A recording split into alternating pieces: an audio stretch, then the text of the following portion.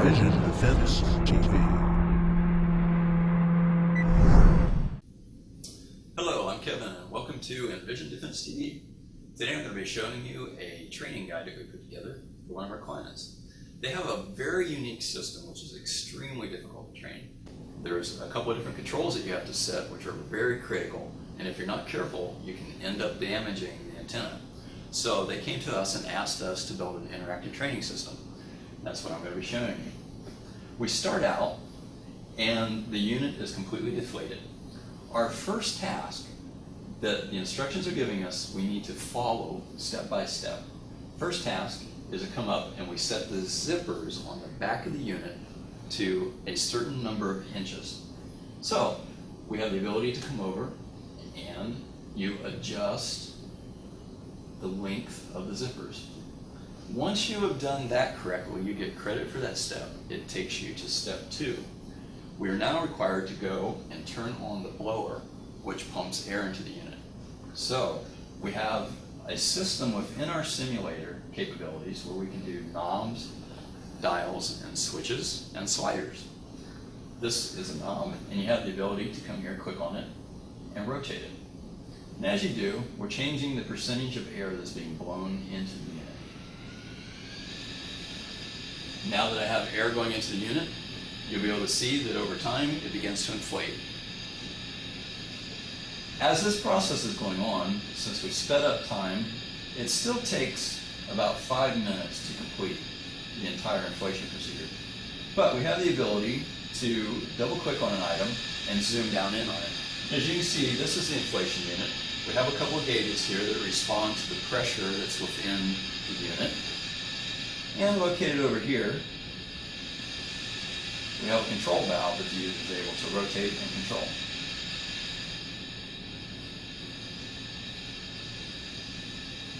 As you can see, as the unit begins to inflate, we do a picture-in-picture view, zoomed in on the dials, showing the current reading of the pressure in the 2 parts of the antenna.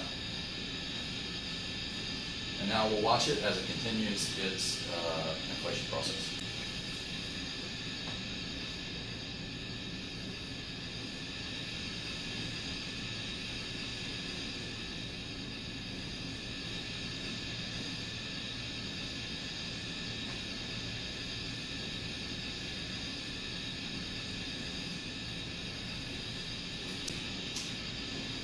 Okay, the unit is almost completely inflated. You can see that now the gauge is starting to show some pressure. What we need to do at this step is reduce the overall blower speed so that we don't over-pressurize the unit. And as you can see, there's a range indicator that we're trying to hit. So, as the needle comes up into the range, I'm going to go over to our blower control knob and begin to reduce the speed of the blower. And what's great about our technology is that the interaction that the user has with the knobs, switches, and dials is being fed into a simulation in the background and can then drive such things as the animation or knobs or other forms of output. It can also be used to feed into the steps that the student needs to do to determine when they've done it correctly and give them credit for the steps that they need. So as I turn the knob down, I've got the pressure in the range I need, I've turned the blower down, and I get credit for that step. In this step, the user has to adjust one other control on the device. Here we have an air control valve. We have the ability in 3D to reach out there, and the user can grab that valve, rotate it to whatever position they want. And the position of the valve feeds into our simulation. The antenna responds, and the pressure gauges are being calculated based on what the user's done. So this shows that we can do very complicated control schemes, such as a radio unit with all the knobs, switches, and dials that are on it, or any other complicated control panel or mechanical device. So, thank you very much for coming today. This has been nVision Defense TV. Thank you. Very good.